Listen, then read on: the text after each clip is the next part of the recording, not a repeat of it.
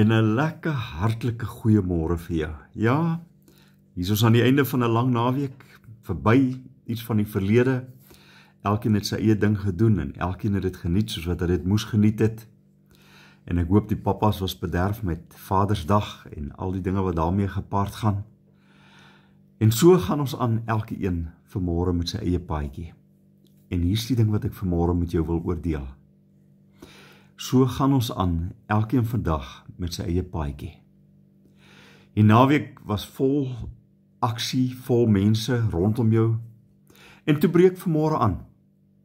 En elkeen van ons stap weer op ons eie pad aan. Jou pad wat jy stap vanmôre. Ek weet nie is dit 'n hartseer pad nie, ek weet nie is dit 'n gelukkige pad nie. Ek weet nie is dit 'n pad van vergenoegdoening nie. Ek weet nie hoe lyk jou paadjie nie. Maar ek weet elkeen van ons stap ons eie paadjie. En aan daai paadjie het ek iewers nodig om vandag net te sê, vat my hand, Here. Lei my deur hierdie dag. En gee dat hierdie dag, aan die einde van die dag, tot U lof en U eer sal strek. Maak nie saak wat ek of jy deur hierdie dag gaan nie.